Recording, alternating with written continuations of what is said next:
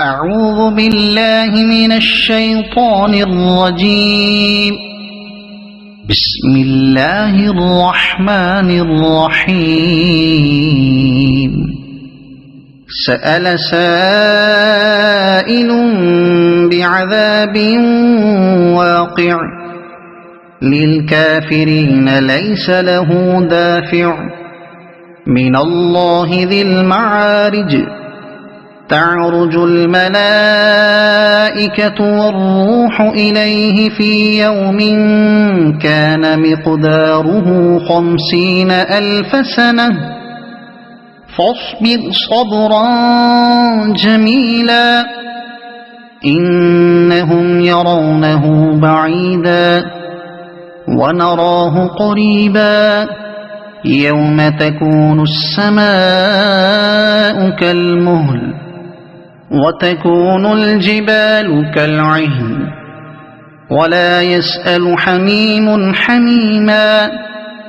يبصرونهم يود المجرم لو يفتدي من عذاب يومئذ ببنيه وصاحبته وأخيه وفصيلته التي تؤويه ومن في الأرض جميعا ثم ينجيه كلا إنها لظى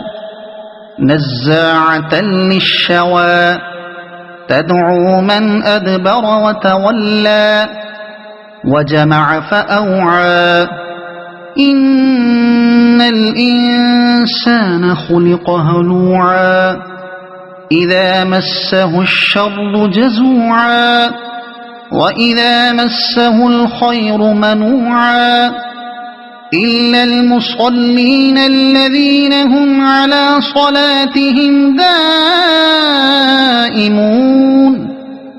والذين في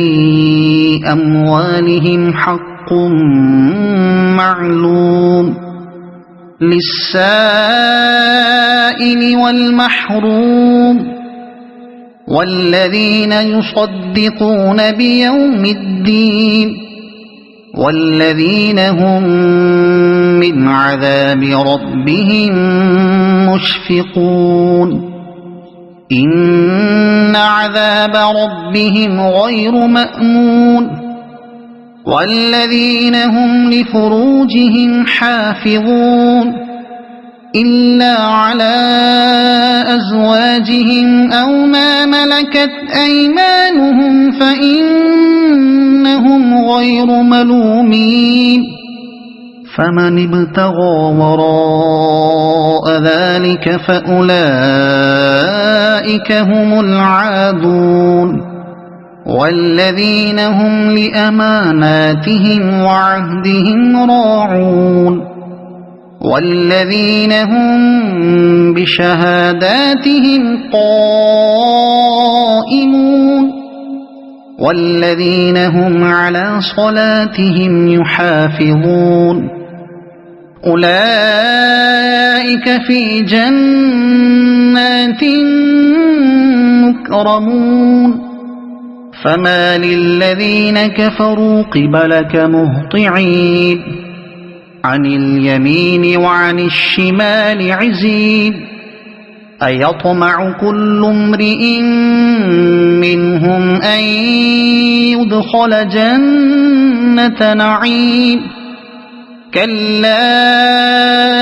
إنا خلقناهم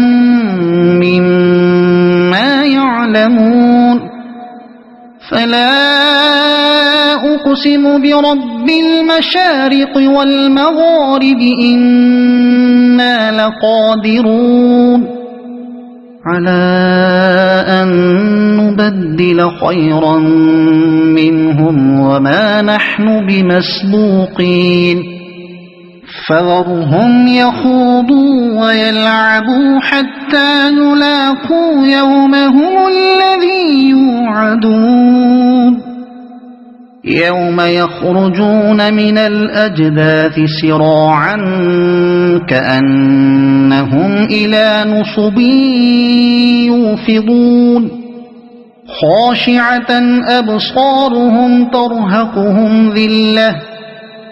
ذلك اليوم الذي كانوا يوعدون صدق الله العظيم.